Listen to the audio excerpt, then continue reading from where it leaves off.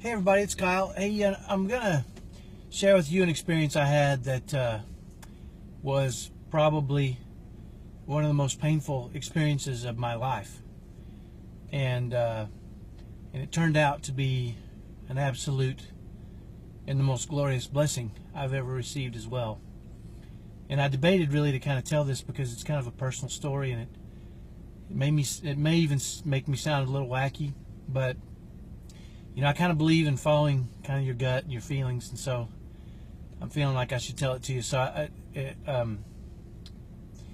when my two sons on the spectrum were about 9 and 6, when they were about 8 and 5, my wife came to me and said, "I think it's time for us to try to have a girl." We had 4 boys at the time, and she wanted a girl. And so we decided we were going to have another baby. And she ended up getting pregnant shortly after, and it turned out it was twins. One a boy, one a girl. So we did get our girl, but in the first 6 weeks of her pregnancy, I had an overwhelming feeling, horrible thought come into my mind. And I tried to dismiss it. Usually when I have bad thoughts, I kind of dismiss it. I'm pretty good about that. And if it comes back over and over, then I usually start to pay attention.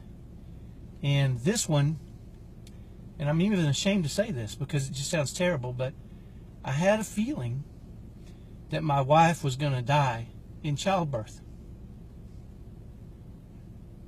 And I tried like crazy to dismiss it, but it kept coming back.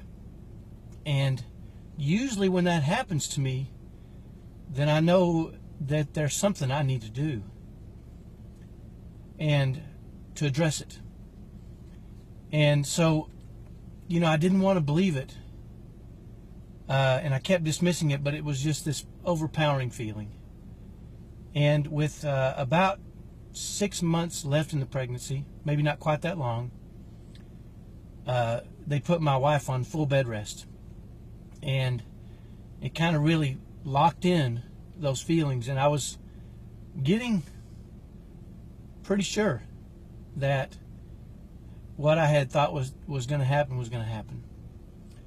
And as much as I tried to dismiss it, I couldn't. And I did a lot of praying,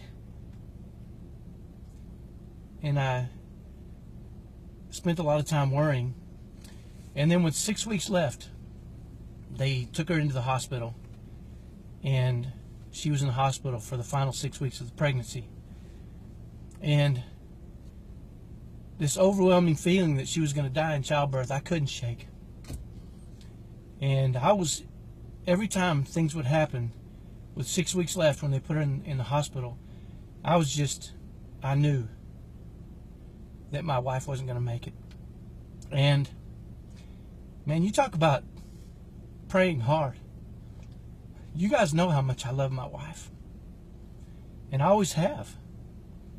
And with her in the hospital, I decided to spend as much time as I possibly could with her.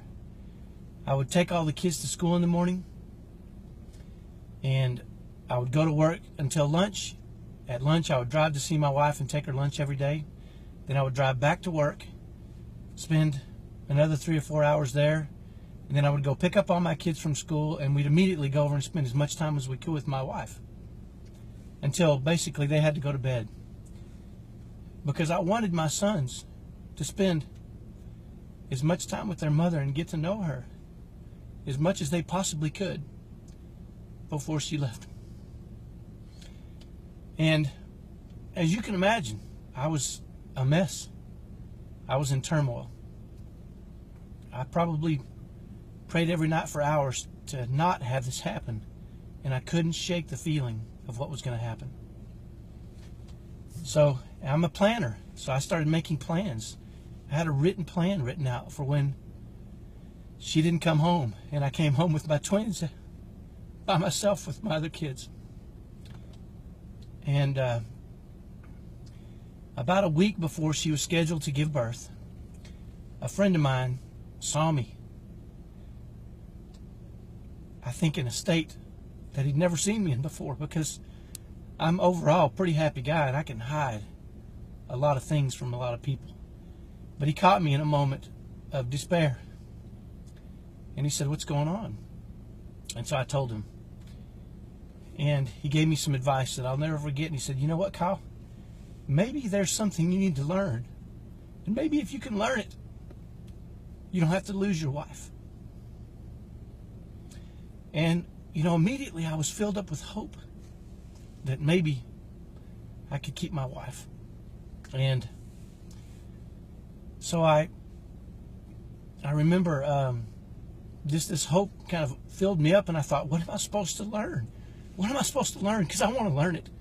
And I never want to go back once I learn it, so that I can move forward, and if I can learn it, maybe she can stay.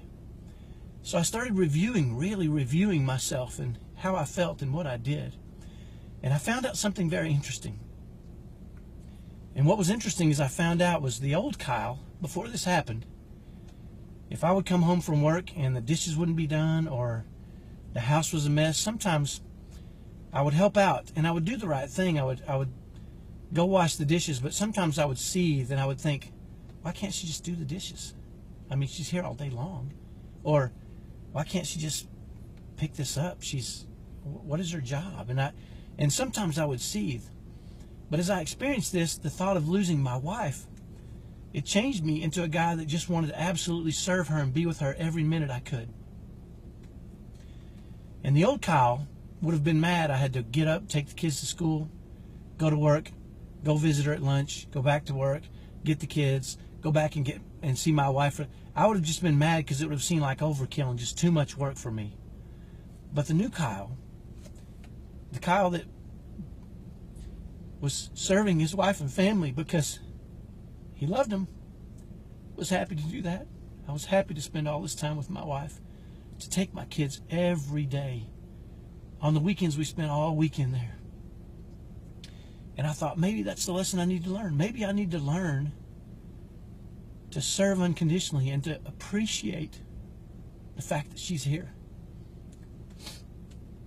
Well, it gave me hope. And certainly that hope kind of carried me the final week. And it turns out my wife is fine. My wife had the twins. She was fine. She is fine. The twins are fine. They're 9 years old now. But the valuable lesson I learned changed me so deeply that now when I come home from work, I look for the dishes. If they're not done, I say, "Hey, I got the dishes." And I do it because I love her and because I want to serve her and the family. I don't see it anymore.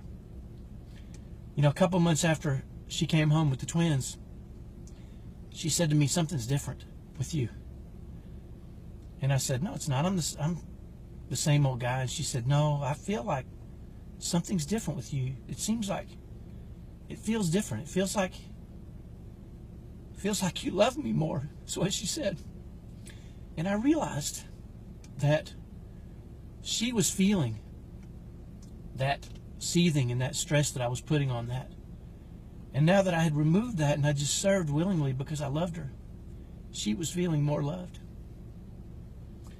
And then I told her about my experience, that for 6 months of her pregnancy, I thought I was going to lose her. And it really brought us closer together. And, it brings me around to, I guess, the point what I want to share with you men today, and you women too, is if we can learn, I don't want you to experience this because it was painful, to learn how important it is to love deeply your spouse and your kids for the right reasons. Don't just do things out of obligation. We'll do them just out of obligation if that's all you have. But figure out a way without suffering like I did. Maybe I don't learn things easily. Maybe I need to suffer to learn. But I believe that event made our marriage so much stronger, brought us together so much closer, and it's a blessing in my life that I had that experience. So figure out a way, Mom and Dad,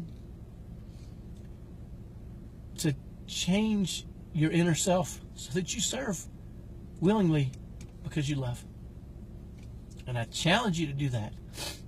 And if you will, I promise you, your spouse will feel it. And it'll bring you closer. You'll be able to manage your situation better with more love and kindness. And it'll make you a lot happier. I'm a happier man today. Hopefully that's helpful. Hey, listen, I want to say one last thing. Yesterday, a Facebook page called Love What Matters posted one of my videos.